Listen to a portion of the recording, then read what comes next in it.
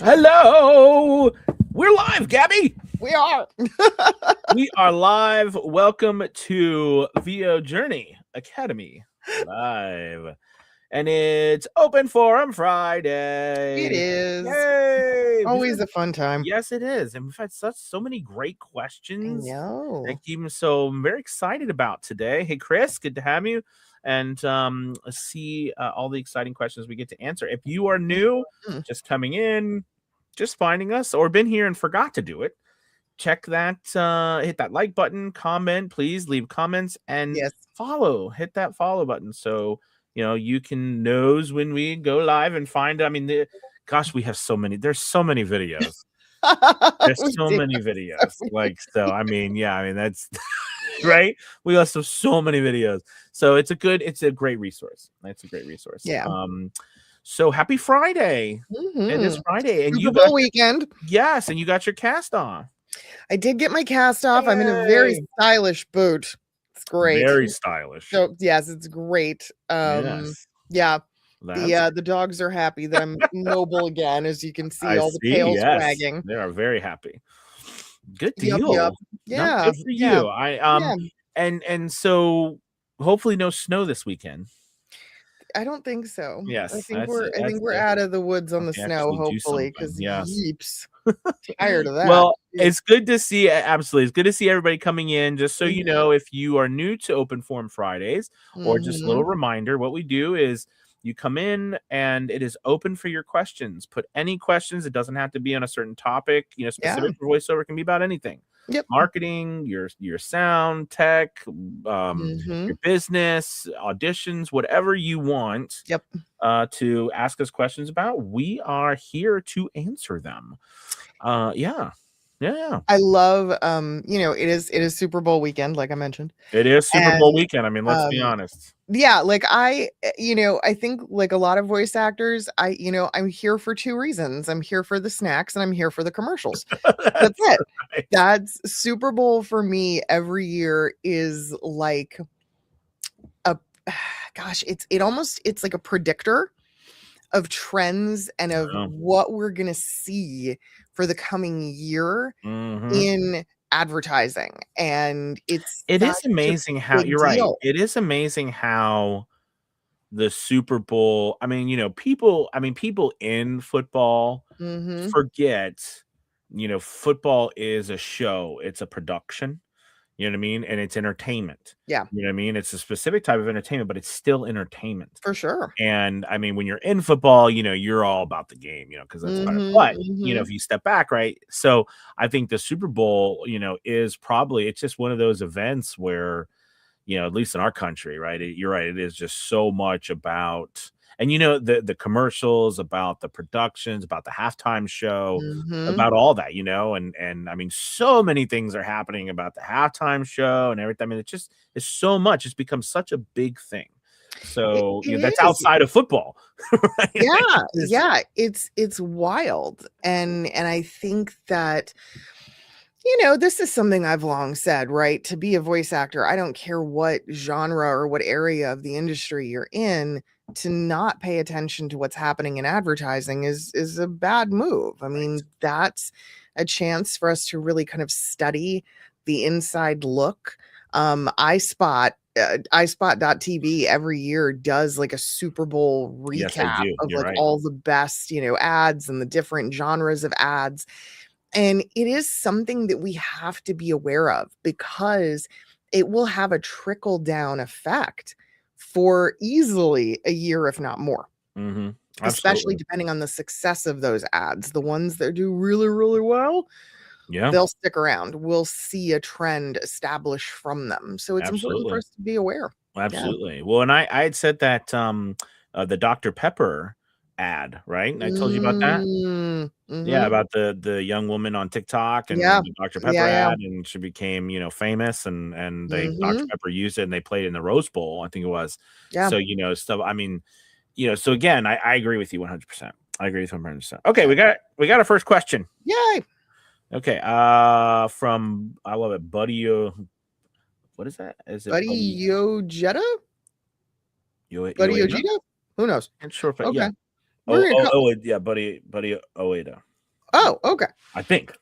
Buddy, if we're butchering your name, I'm all right, so let's see. If working with an agent or manager, is it customary for them to receive payment from the production house or casting director or client, then payment less their percentage before it to the talent?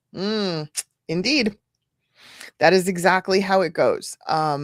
Anytime you have a casting that is being handled by an agent, a manager, a casting house, or any other third party for that matter, there are multiple hands that the money passes through before it gets to you.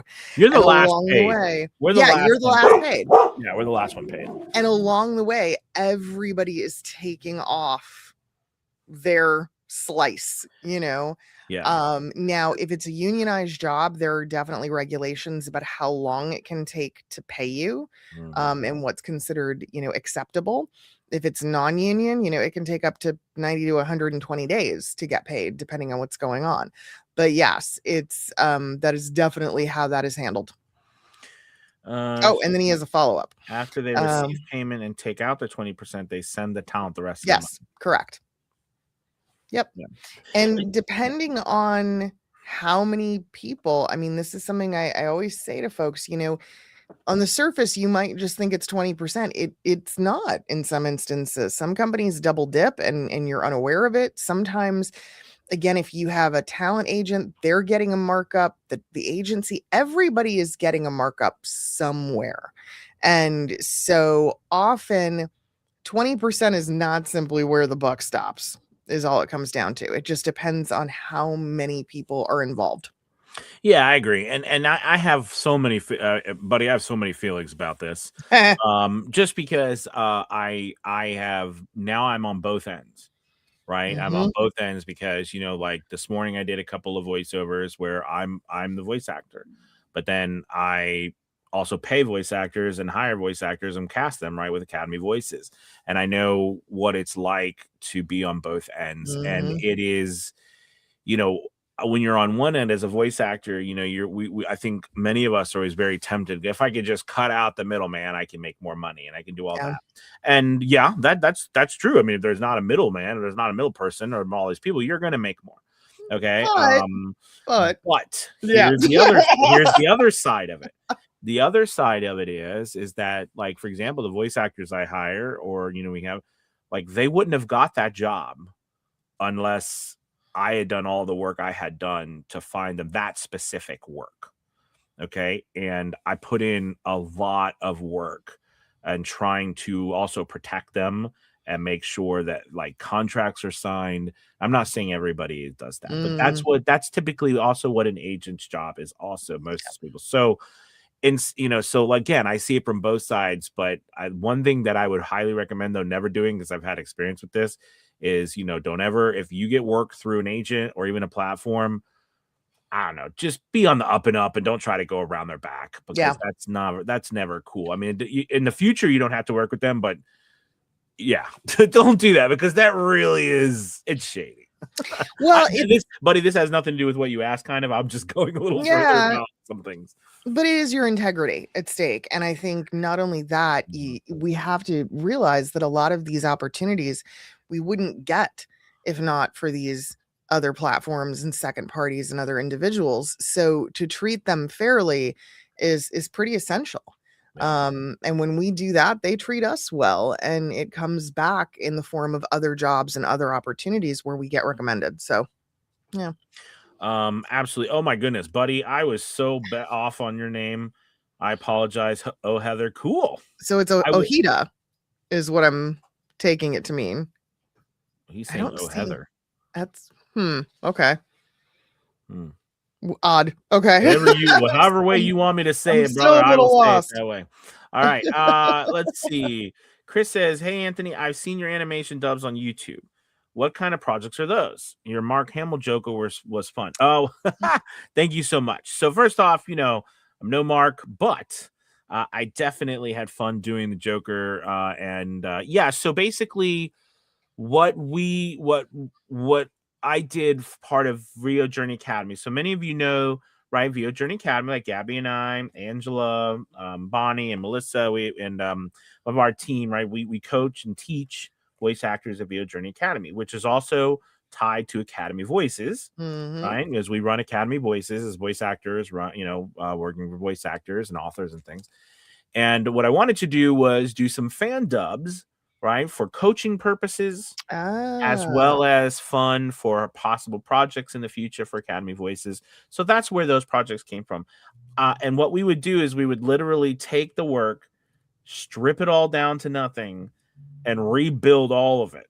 So, like, it's a lot of work. Yeah, it is. And, because it's not like, it was very hard. I'm sure as time goes on, it will get better. And I'm not, and we didn't pay for like that super ridiculously expensive software that can, really take out your voice and leave all the other background music. But because you can't really get rid of someone's voice fully, right, sometimes when it's really rendered in there, you have to start from scratch.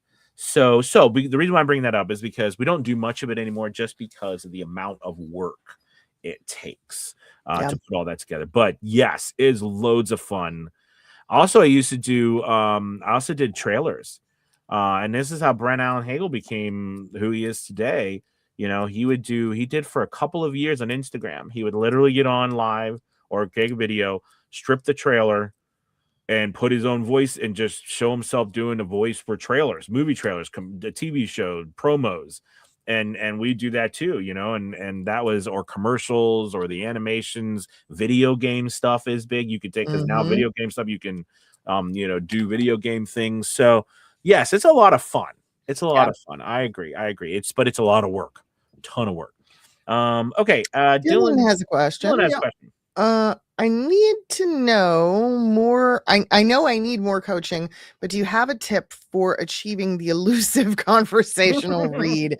I don't mean to, but I always slip into performance mode. Oh man, Dylan, so many. Yes, this is my wheelhouse. This is my bread and butter. This is what I do.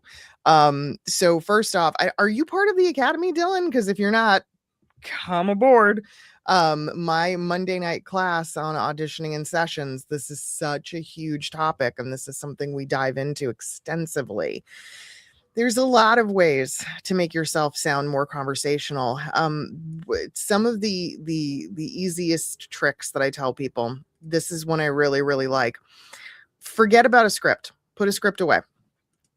Go ahead, open up a recording, start your DAW, and teach me how to do something that you know how to do. Walk me through it. No script, no written word, nothing. Just tell me, teach me, show me. Pretend I'm your kid, right?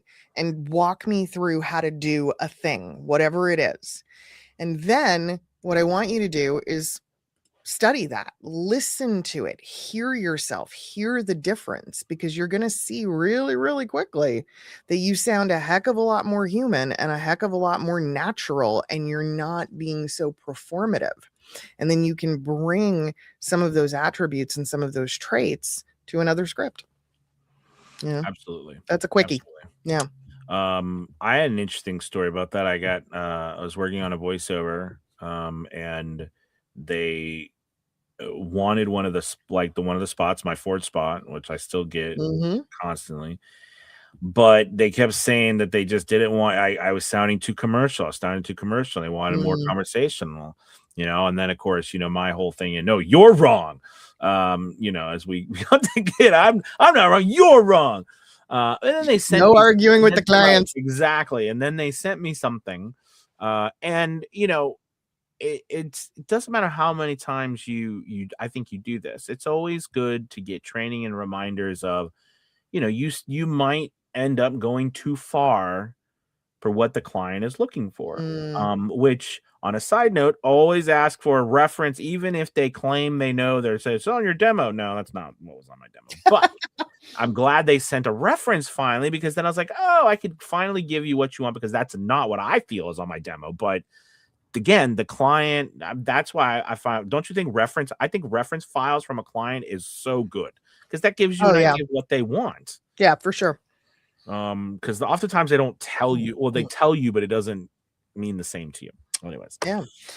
Emily's got a lot of comments within the chat today. She's talking about deconstructions via fan dub, which yes, that's a great way to do it.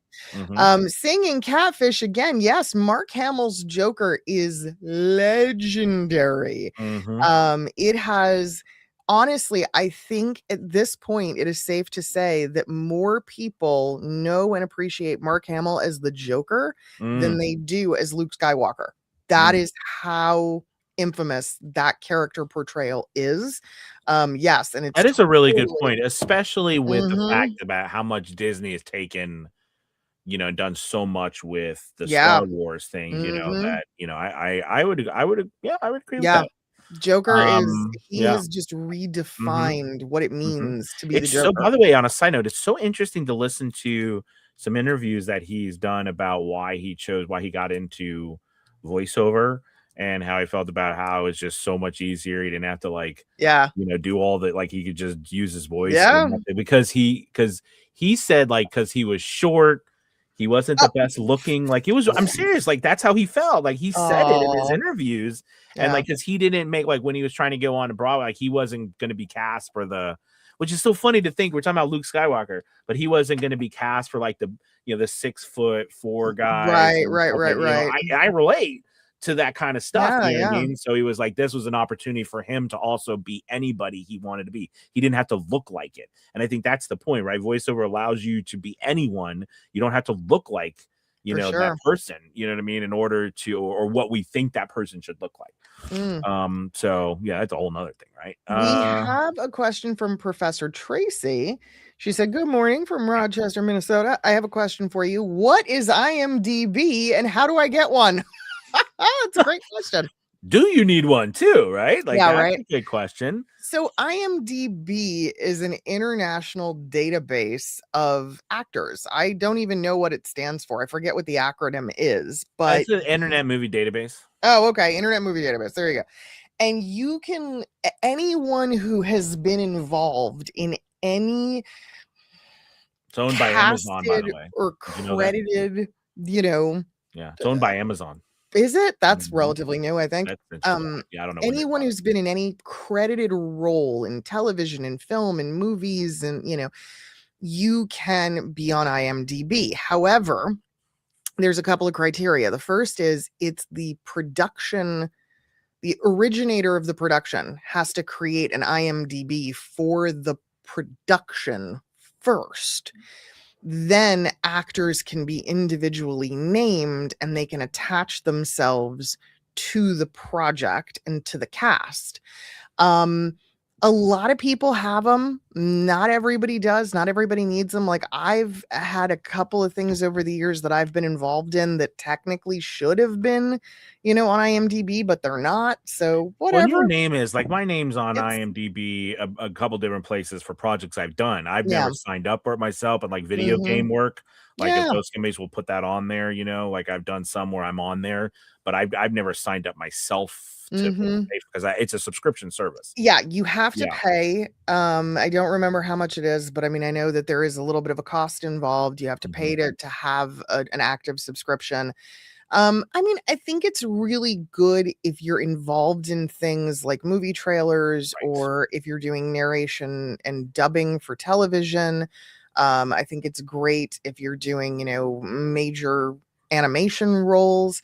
The average voice actor, I don't really think needs an IMDb. It's not that impressive, especially not when you compare it to, like, you know, on the celebrity end. It was at the pay-to-play Wikipedia of acting, sort of. That's not all. It's kind of one of those things where you look up and you're like, "Ooh, I'm on IMDb. This is kind of cool." But I mean, I don't know who goes there to see, like, hiring at our level. I think what happens is it's a credibility thing, or that's what people think it is. They think it's a means to establish your credibility or to check on your credibility. And again, like, if you're an animation actor, yes, I think it's critical that you be on IMDb. For the rest of us, not really. Nobody cares. You know, that's my 2 cents on it. Yeah. I mean, I do think, like, from a if you wanted to take like everything to an extreme level, you would of course say be on everything everywhere, wherever you can just Of be, course. but it's money involved. So you have to really choose wisely what you decide, to put that to. I think now we're at a place where it's like different credit places or associations based on what you do. Like, so for me, my iSpot profile is everything. That is a huge part of how I promote and present. For audiobook actors, it's being found and listed through Amazon resources and credited that way. For animation and gaming, it's IMDb. I mean, that's, so it varies depending. Yeah. That's all. Absolutely. Steam is another one. I mean, you can't really like the more games I do, a lot of them put on Steam. Right. And so there's, you're right, a lot of these places are yeah. Emmeline said you can have an IMDb or put that money into a website or other platform. True. Yeah. But I mean, how much is it to have an IMDb? I don't know. We'd have to look and see how much that is. Yeah. Yep. Did you miss all right. question? I'm just looking for it. I decided to stop spending myself so thin and being so scatterbrained and focusing on one thing at a time, at least until things pick up for me. Yeah. That can be helpful. Very helpful. For sure. Very helpful. And here's something too that I'm trying to embrace in 2026. And I just thought we were talking about it in our meeting before this. I'm trying to embrace that, there's only so much I can do. There's only so much you can do. Even though we wish we could probably clone ourselves 50 times just so we can do it all. But the reality is there really is only so much that you can do. Well, let me rephrase. Well, I think. Do you know what I mean? And there is a point where it becomes you start to get what is it? Degrading. What is that word? Over time, diminishing returns. Yes, diminishing returns. You just diminishing returns, and so knowing yourself, know thyself is very important. And I often in the past have taken on so much by myself that things will go very well for a short period of time, but I can't hang on to it because it's just too much and it falls. Yeah, that's the problem. It's being able to maintain it. I mean, it's rough. Well, I think that Jinx, we both at the same time. I think it about does it for us this Friday. Yeah, absolutely. Thank you so much for joining us, thank you so much. Absolutely. And we are what do we've got coming? We have the Super Bowl this weekend, so pay attention to that. And we've got a really exciting thing coming up for our VO Journey Outspoken Women. I don't know if we haven't spoken about it enough, but we have this incredible thing at VO Journey Academy. You're right. Gabby came to me a while ago. Was it beginning of last year or the year before? It was the year before. It was the year before, right? And Gabby's like, well, as you told her, but to me, it was such a wonderful idea because we wanted to create a place for women, right? A sorority, if you will, a place that women could get together and talk about their needs or their things that they're going through in voiceover, right? There's just very few professional organizations or places that are active for women in voiceover. There were a couple of Facebook groups. A lot of them are defunct. They're not, they're not really what they used to be. And I just felt like it was very much a needed thing to have a female focused element to our industry and a place where women could talk and share and, discuss things that are very specific to them. Absolutely. And so so Vojo was born from that. I was never part of the Greek culture myself, so I was like, hey, what would be cool? Let's have a sorority. Exactly. And and I think it's such a wonderful place. So again, it stands for, because Vojo is like Vojo. What is that? So it's VO Journey Outspoken Women. And I really believe that it has given a lot of the women in our academy a place to go and to talk and brainstorm about things that they're dealing with. Yeah. And also, the guest speakers you have, that's been really cool. That's probably been my biggest passion in the whole thing, is bringing in other women throughout the voiceover industry who bring various expertise to the table and help with specific areas. And, I've just, I'm excited that we're doing it. We have a really core group of women right now that participate. You have to be a member of VOJ. However, I think, can we announce it? Can we go ahead and say it? The decision we made in yes, we can. So we decided to go ahead and open up the Vojo sorority to people with Launchpad, as well as the other tiers of VOJ membership. So so Launchpad is now going to make you or allow you to have access to Vojo, and we will be meeting Monday. Monday night is our February meeting this month.